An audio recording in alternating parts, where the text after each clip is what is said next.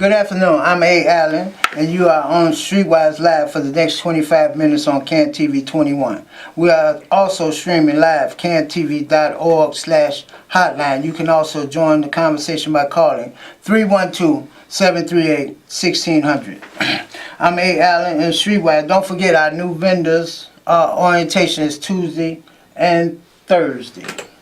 Okay, our new vendors orientation. All are welcome. Tuesday or Thursday at 10 o'clock. Our office is located at 4554 North Broadway, Suite 350. It's right off the Red Line, Wilson. No identification is required. We also have a job program. For more information, you can call Streetwise at 773-334-6600 and ask for Allie Maloney, or email amaloney@streetwise.org. Website. Okay, this is our website. For more information about Streetwise, what Streetwise has to offer, please visit our website. It's also up on the screen. At this time, we would like to introduce our guest, Will, and ask him to tell us about who you are and what you do and what brought you to Streetwise. Thank you very much, Alan. My name is Will Marler. I'm a graduate student at Northwestern University. I first came to Streetwise because Streetwise vendors tend to stick out. And I was walking in the streets looking for a subject to research about poverty here in Chicago. Yes. Someone literally stuck their hand out and said Streetwise. Okay. And I thought, here in the digital age where most of the news we hear online, here are people still out selling the paper, trying to make money for themselves doing so. Came to the office and I've been asking questions and taking notes and learning from people like you, Alan, ever since. Okay, why did you choose street papers to write about? Well, I think for me, like I said, there was something interesting that the printed word was still out being distributed on the street. Like I said, a lot of what we read now comes online to us. And I thought there was something historical about people still standing on the street corner, announcing the news of the day. And the street paper, as I'll talk a little more about, also involves a work program for people to help themselves, as we say. Yes, that's what I like about Streetwise. You know, it's a employment where it's, it's for people that want to help themselves. Okay, can you tell me, in your opinion as a student, what is a street paper? What do a street paper consist of? And where did the idea come from? Yeah, in my research, to understand the street paper, I found you have to go back a bit. I'm going to drop this into the camera view. Okay. So let's go back about 100 years. 100 years. Woo! Do you remember what life was like back then? You were how old? I was 0. I wasn't born yet, but nevertheless, I do want to hear about it 100 years ago. So there's a paper that comes out called the Hobo News. Hobo News. A word we might not use anymore, the hobo. Hobo. But this paper came out and illustrates a lot of the future history of street papers. First, there was a philanthropic founder, someone with money that could have the purse strings to fund such an operation. Okay. This man was James Eads Howe. His grandfather made a whole bunch of money building a bridge in St. Louis. You can still go there, the Eads Bridge. Well, his grandson thought, I didn't deserve this money. I should spend this on some sort of social effort. So he published the Hobo News. Okay. It was of hobos, by hobos, and for hobos was the idea. Okay. So this paper was circulating among migratory workers, people who traveled from Seattle to LA to St. Louis to Cincinnati looking for work in the early 20th century. And this paper was a means for them to represent themselves in spoken word. So I found a bit from that paper. This was published back in 1917. You can switch from this if you want. Let me read this to you.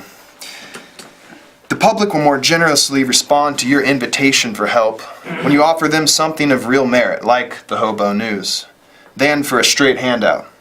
For this very purpose, the news was ushered into the journalistic field. It offers you all the profits if you are willing to prove your willingness to help yourself by offering it for sale. So that's 100 years ago. And I hear a lot of the same of that at Streetwise. The idea that if you have something to offer people, rather than asking for a handout, that you might receive more assistance in the end. That's the exact motto of Streetwise. It's when it talks about a hand up and not a handout. Okay, what that means to me is personally, you know, I have something to offer you. And I'm not just asking you for some money, because I have been a panhandler, and I have said this before on other shows. I have been a panhandler, and people have gave me money, and I felt so bad that I didn't have anything to return to them from the money they gave me, because when I panhandle, a lot of times panhandlers see the same people all the time, and these same people seem to contribute. You know, a lot of people walk by, but you get to know the same people that's contributing toward your cause. And I felt so bad at one point that I didn't have anything. I even offered, can I offer you one of my gloves? Can I offer you a sock? Can I offer you something, you know, because you've been so nice to me. And it really hurt my heart that I didn't have anything to offer them, and they was always trying to help me, and I always had a handout, you know. But with Streetwise, we say it's a hand up and not a handout because we have something to offer. Okay, we have some great news, just like you said, the hobo news. We have some news because we come up with a lot of guides. Okay, we just recently came out with the festival guide, and this week we have Aretha Franklin. So we have some information that we have to offer the public. So I feel good. I feel good to be able to sell a magazine, because even though you're trying to help me out, and Streetwise is all about people helping themselves, okay? People will help you if you try to help yourself. That's what I found out. You think so? I think so. And people have been helping me because I've been posted up at my workstation, which is Chicago and Franklin, selling papers for almost 6 years. And people come and they see me at work all the time, and we do have a button that say, "This is my job," because people will tell you in a minute, get your job, get your real job. This is my job. I'm like the mediator between the information that the city have to offer. Okay, the city have a lot to offer, and we have a staff at Streetwise that put all this information together, and we call it a guide. A matter of fact, our editor is here, Suzanne, and she can tell you more about the current edition of Streetwise, which is Aretha Franklin, which is some very vital information, because people look at the cover. It's a beautiful picture of Aretha Franklin. I'm going to put this on over here real quick, and then we're going to come back to you, Will, and I want you to finish explaining to us about the street papers. But with just the cover of this, you know, people will be like, you know, Aretha Franklin just passed, and they be like, Aretha Franklin, no, what they got to say about Aretha Franklin? And so therefore, let me get that. I want to read about Aretha Franklin. So therefore, we have some good information. Therefore, I feel good about offering you some information that could be useful, and then you feel good about helping me out by purchasing the paper from me, and then we develop a relationship, and that's what Streetwise is all about. And it goes back to what you were saying, how, you know, you offer some information to someone, and you're not just asking them for some money, you know, because, you know, now that I look back in retro view, you know, and I say, you know, me asking people for money, that's like asking people to do it for me, you know, and that's basically what it is, asking people. I don't know how to do it. I don't want to do it. Can you do it for me? Just give me some money. You go out and work, and you come back and bring me some money. You did it for me, right? So do it again, okay? And you steady out there talking about do it again, do it again, do it for me. No, but Streetwise is self-supporting through our own efforts. And this is what I like about it. So it goes back to like the hobo theory news. You know, we don't just have hobo news. We have a lot of good, vital information that could help people maneuver throughout the city and save money and entertain themselves, okay, with the guides. So let's fast forward a bit then to the 1980s, and the issue of homelessness is rising in the public consciousness. People are beginning to realize that homelessness, poverty aren't just individual choices, but they're bigger systematic problem. And certain philanthropic individuals, business people decide, well, maybe selling newspapers is a way to raise consciousness about homelessness, and also to give people a way to have work when a lot of other places won't hire them. So we can look to 1989, New York City. The Street News was founded by a rock musician from Ohio, actually. Yeah, New York. Okay. So then in Chicago, not too far after that, a little paper called Streetwise. I'm not sure if you've heard of it. Okay. Yeah. I love Streetwise. Streetwise is founded by a group of concerned business people wanting to give back. Yes. And since then it's been in circulation. Quick off the heels of Streetwise around the same time, paper called The Big Issue. The Big Issue. Started to be published in London. Okay. And part of the family of the Bath and Body Works store used some of their fortune to fund this operation. Yeah. We have papers all over the world now. I say we, the international network of street newspapers. Thank you for mentioning that. Yes. Which is not me at all. In fact, it's the bigger picture, right? The bigger picture, right? Yes. So we have BIS in Munich, one of the more popular papers. Street News from the Netherlands. Recently got an exclusive interview with the Pope. With the Pope. Oh, okay. So I remember we did the Pope. Yeah. Right. But Some with the Pope. high profile articles. High profile, yes. Right. But also in the U.S., Street Sheet, San Francisco, Street Heat in Atlanta, 1990. Wow, yes. Street Roots in Portland. Yes. Public Forum in L.A. Boston's Spare Change. Okay. Real Change in Seattle. See a pattern here. Okay. The rest of the country kind of picked on to the idea. Okay, and it's been, I can imagine it's been profitable to a lot of different states, because I know for Chicago, in my mind, I truly believe crime have went down because of Streetwise, because this give a person an outlet to be able to make an honest living, and that's what I was looking for when I came to Streetwise. All I wanted to do was make an honest living. You know, all I wanted to do was just to earn some money without going to jail.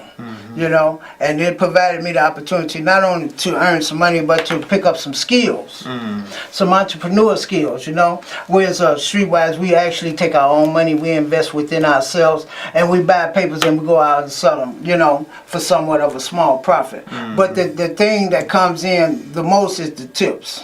You know, the gratuity that people say, you know, I appreciate you being kind, polite, and respectful, and therefore, because I appreciate you, I want you to know, I want you to keep up the good work. And you're doing a great job. You know, it's like, you know, I welcome competition. If a panhandler come on the side of me, you know, I don't get all upset and bent out of proportion because a panhandler come up there and holding his hand out when I'm trying to make a living selling my papers.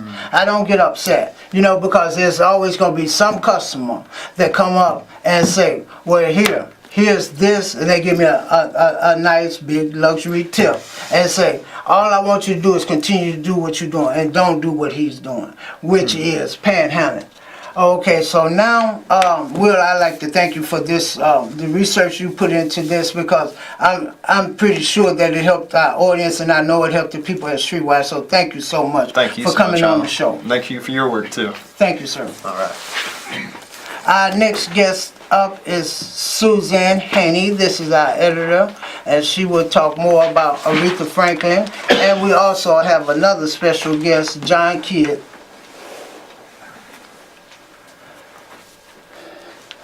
John Kidd and Suzanne Haney. And John Kidd is one of our vendors. He's okay, if you can, yeah. Okay. John Kidd is here with Suzanne Haney, our editor, which helps put together a very good magazine for us vendors to sell. Now here's John Kidd and Miss Suzanne Haney.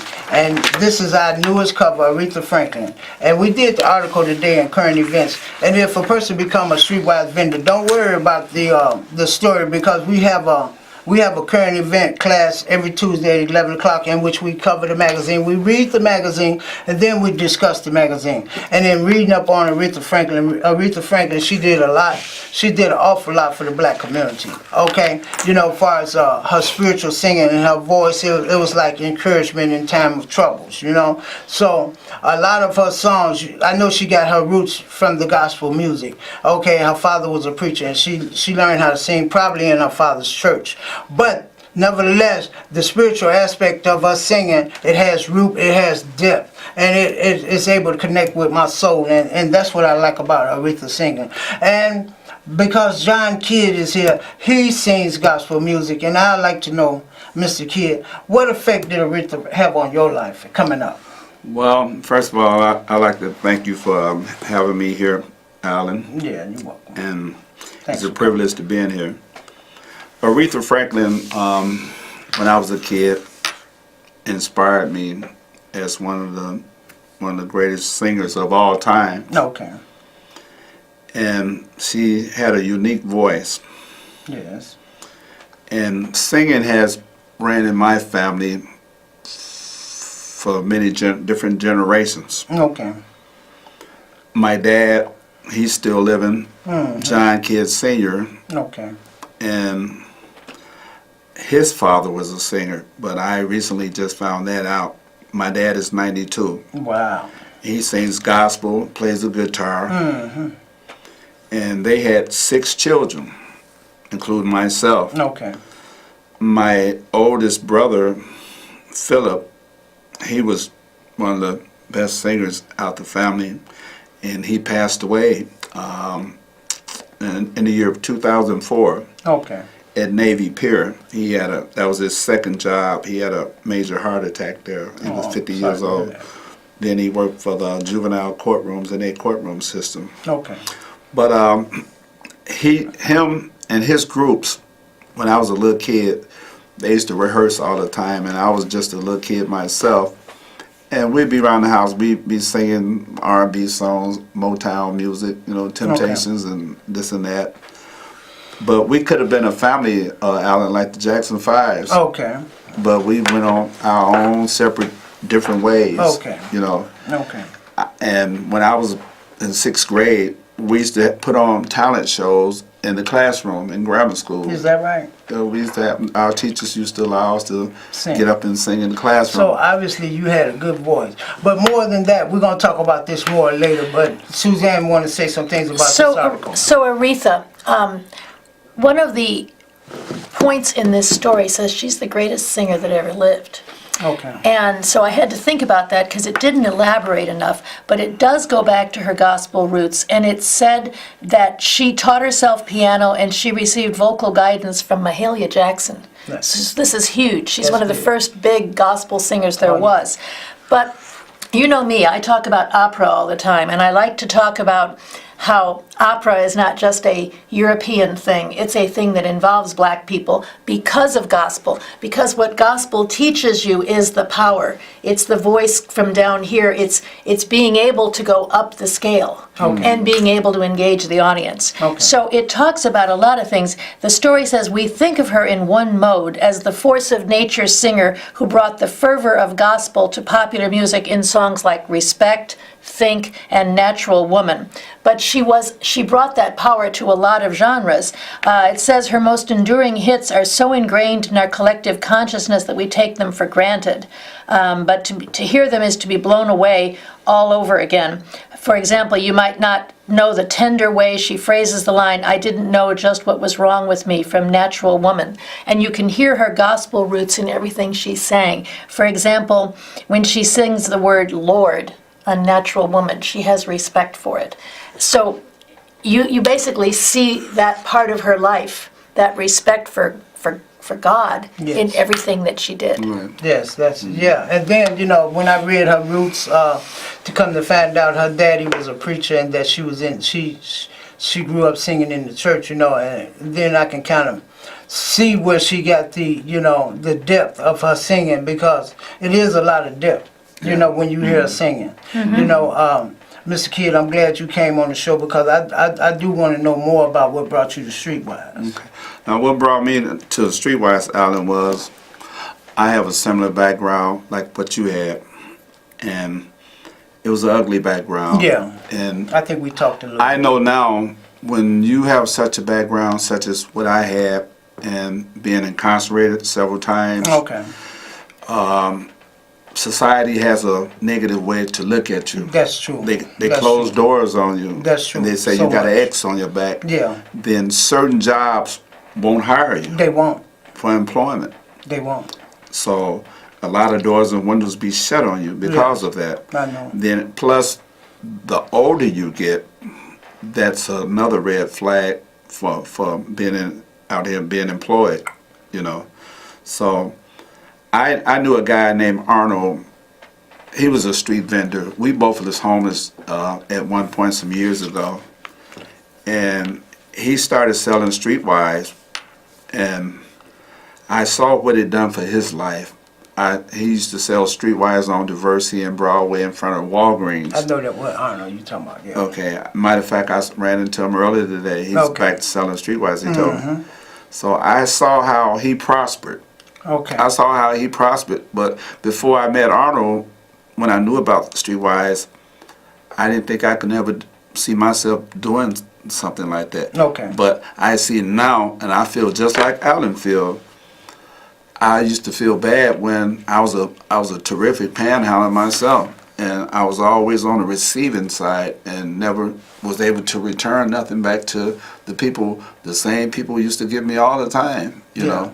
And it makes a person. It makes you feel bad if you have any kind of integrity about yourself or morals about yourself, you know, in spite of your drug addiction. So after I saw Arnold had prospered him, I questioned him about it a little bit. So when I first came to Streetwise in 2010, I tried it, and I saw the money I was able to make because the people saw how dedicated I was. I was there every day, and thank God to the little gift he gave me for our singing.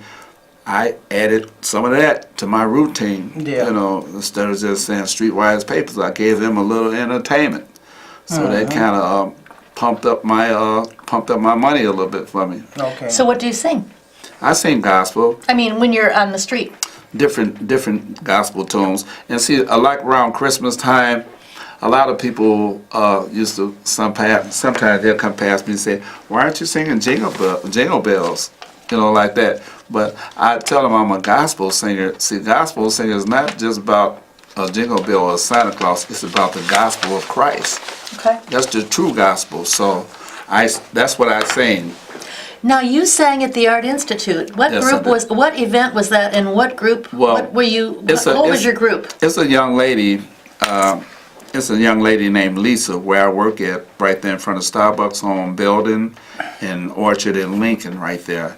It'll be 2 years for me there this coming November. And the people in Lincoln Park have been so supportive. So Lisa knew that I sang with a group, so she came to me one day back in the winter and asked me, "How would you like your group to sing at the Art Institute?" Because I worked there. And I looked at Lisa and I told her, "It's not really up to me, Lisa. I have a booking agent in my group, and we will have practice later on this evening. So when I get to rehearsal, I'll call you, put you on loudspeaker, and let you explain to the whole group what you want us to do." So And we what was the agreed to event? do this. They put on it wasn't just a gospel fest, it was just a musical fest. And when was it? That was July the 21st. This summer. Yes, July 21st. So the name of my group is called the Sensational Travelers of Zion. Okay. They've been singing together for 61 years. 61. Wow. 61 years, because two of the guys in my group, they 80.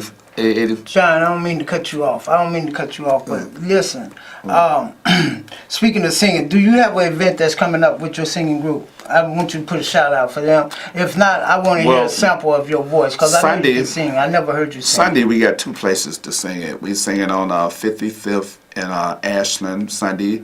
Then later on, we're singing on the west side for the Witness of Christ. Okay. They was at the fest downtown singing with us too, Sister Parnell and them.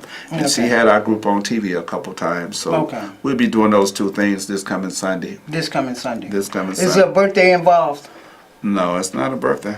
Okay, all right, It's not but a you bir- had a birthday event. Well, yeah. Well, we got our anniversary October the 21st. October the 21st. Yeah, Okay. we putting on our anniversary October the 21st. Where's it located?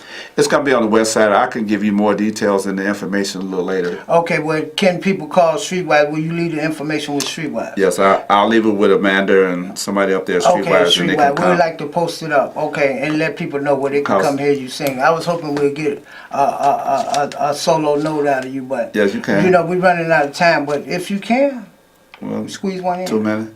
Well, I'm we gonna don't sing. have 2 minutes. I'm gonna sing a quick song that I wrote. We have 30 seconds. 30 seconds. Each day in my heart, I call out on His name. I said to myself, You're such a blessed man. To have a father like him is truly a prayer come true. Out of all God's children in this world, he belongs to you. But it was just God's salvation burning inside me. It was just God's salvation. With Jesus, you got the victory. Thank you. Hey, I like that, John. John, way to go, man. See, I didn't know you could sing like that. That's a song I wrote when I was in prison in 1989. I took think we all Temptation, did that one. just my imagination. Running away. You did a good job. Good job. I'm glad we got that in, man. Me 'Cause I too. want to hear you sing. Yeah. Right on the You did money. a good job. Thank you so much. Thank you all. I didn't get a chance to thank you on the air for coming and being special guests, Will and John and Suzanne. Thank you all so much. No That was a problem. wonderful show. I really enjoyed it. Okay, no problem.